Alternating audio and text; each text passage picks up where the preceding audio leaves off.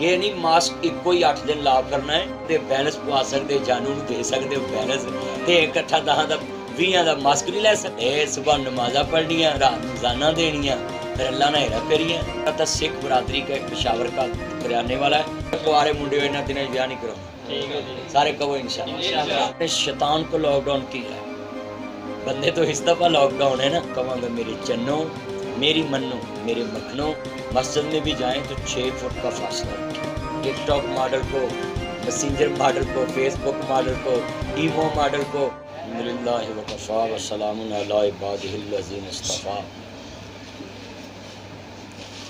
میرے عزیز صحافی بھائیو، آج پاکستان اس بات کا متحمل نہیں ہو سکتا۔ پاکستان کے پاس اتنے وسائل نہیں ہیں۔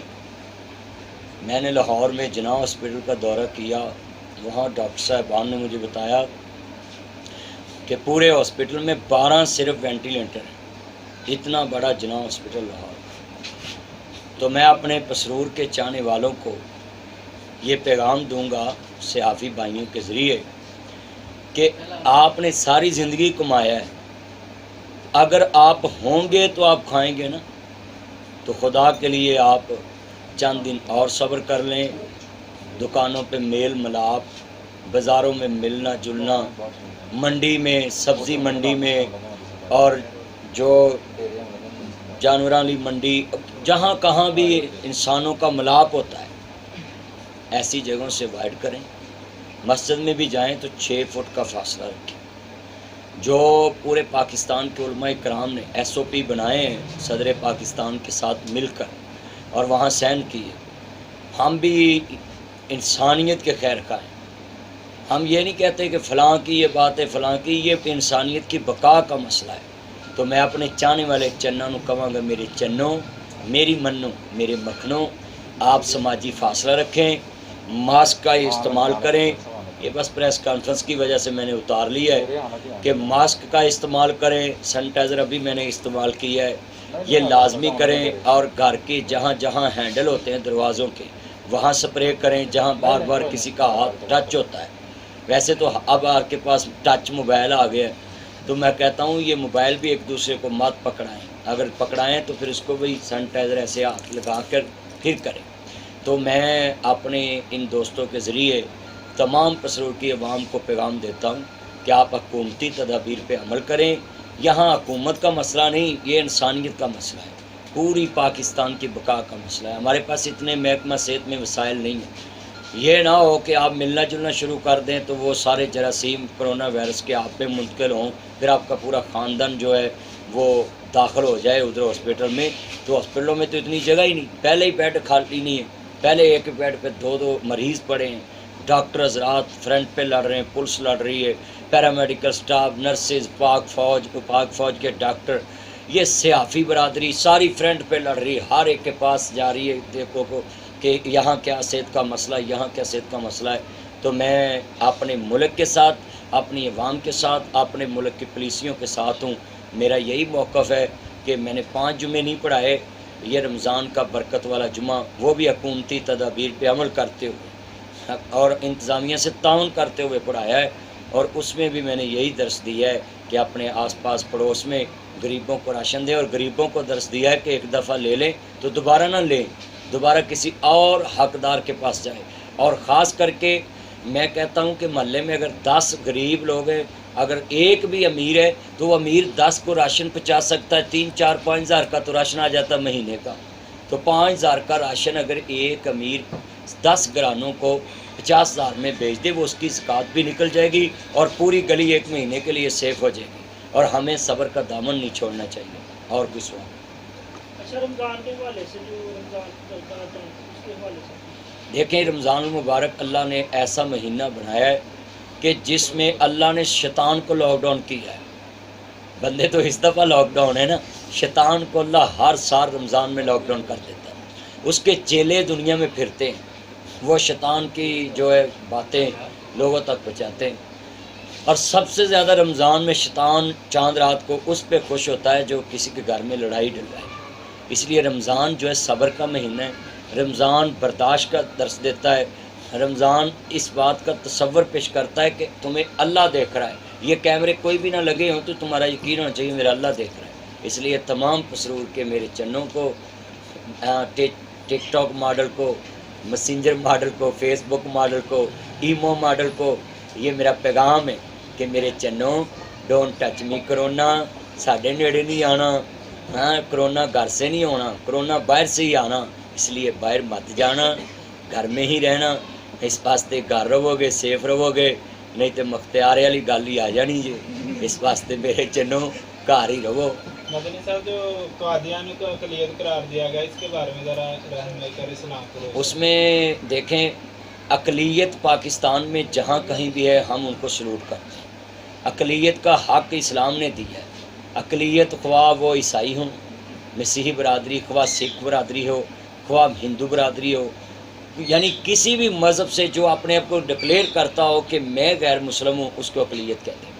اور مدینہ طیبہ میں حضور نے اس کو ذمی کا لفظ دیا کہ ان کے حقوق ہمارے ذمے ہیں، بڑی عزت کی ہے اسلام نے اقلیتوں کی، مگر ہمارا حکومت سے مطالبہ ہے، ہم یہ نہیں کہتے ٹھیک ہے حکومت نے اگر کہا ہے کہ ہم اپنا فیصلہ یہ واپس لیتے ہیں، ابھی ہم نے ڈسکس ہی نہیں کیا، وفاقی وزیر نے بیان دیا ہے تو ہم مطمئن ہیں، یہ ملک احتجاج کا مکمل نہیں ہو سکتا۔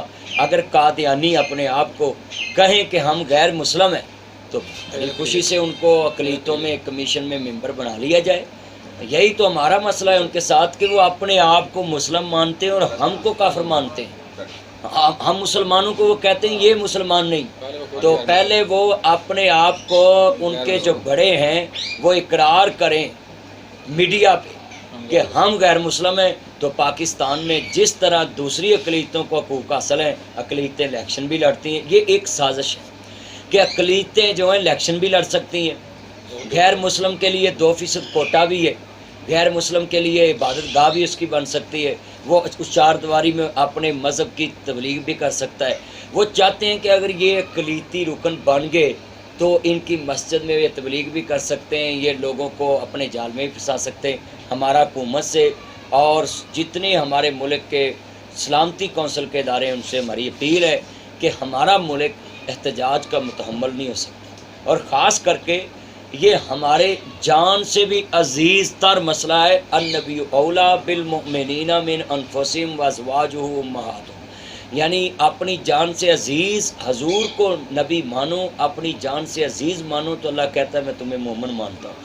تو ختم نبوت کے مسئلے پہ پوری امت مسلمہ یک جان ہے، اور ختم نبوت کے مسئلے پہ کوئی حکومت بھی اس طرح کا اقدام نہیں کر سکتی، کیونکہ یہ ملک اسلام کے نام پہ بنا ہے۔ اور مجھے امید ہے خان صاحب ایاک نعبد و ایاک نستعین پڑھتے ہیں ہر اسپیچ میں، اور وہ قرآن کو فالو کرو گے، اور جو ہمارے سلامتی کونسل کے ادارے ہیں، پاک فوج ہے، یہ ساری اسلامی فوج ہے، اور انہوں نے لیڈ کرنا ہے پاکستان کو اور آگے لے کر نکلنا ہے۔ ہر آفت میں دیکھیں نا، یہ اللہ کی مدد ہے، ہر ملک میں کرونا وائرس کا کتنا حملہ ہوا ہے، مگر ہمارے ملک پہ اتنا بڑا حملہ نہیں ہوا، اور آج اللہ کے فضل سے ایک غریب ملک جو ہے، اتنی آبادی والا، اسلامی دنیا میں سب سے بڑی آبادی والا جو ملک ہے وہ پاکستان ہے، 22 کروڑ عوام کا پاکستان۔ تو اس لیے میں اپیل کرتا ہوں حکومت پاکستان سے کہ اگر یہ بات ڈسکس بھی ہوئی ہے تو یہ بات ختم کر دینی چاہیے، ہمارا کوئی کسی سے لڑائی جھگڑا نہیں۔ اگر وہ قادیانی کہتے ہیں کہ ہم غیر مسلم ہیں تو پھر ان کو اقلیت میں شامل کر کے بورڈ کا ممبر۔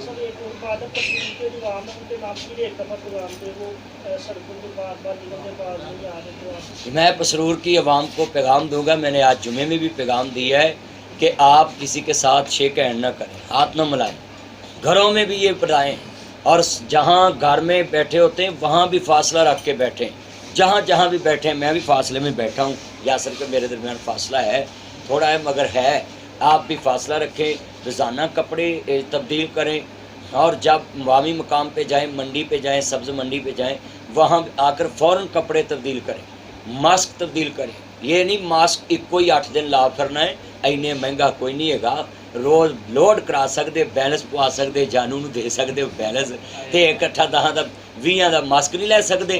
ہاں جی، 2000 یاسر عنایت صاحب نے اپنی یہ یوتھ فورس کے جوانوں کے ساتھ یہ ساروں میں تقسیم کیا ہے ماسک، آج جمعے میں میں نے دیکھا تقسیم کیے، اور بڑے VIP ماسک اس طرح کے تقسیم کیے، سرجیکل، ہاں جی، ਜਿਹੜੇ ਕਿਸੇ ਨਸੀਬ ਹੁੰਦੇ ਨੇ। ਅੱਜ ਕੱਲ੍ਹ ਲੋਕੀ ਮਾਸਕ ਨੂੰ ਵੀ ਹੀਰੇ ਸਮਝਦੇ ਹਨ ਤੇ ਮੈਂ ਆਪਣੇ ਇਹਨਾਂ ਮੁਨਾਫਾਖੋਰਾਂ ਨੂੰ ਵੀ ਕਹਾਂਗਾ, ਚੰਨੋ ਇਹਨੇ ਪੈਸੇ ਕਿੱਥੇ ਲਿਜਾਣੇ ਜੀ? ਅਗਲਿਆਂ ਕਬਰ ਤੇ ਹੱਥ ਨਹੀਂ ਲਾਉਣਾ।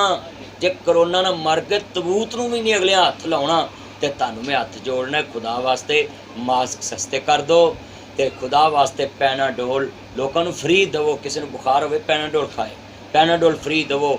ਫਿਰ ਜਨਾਬ ਮਾਸਕ ਫ੍ਰੀ ਦੇਵੋ।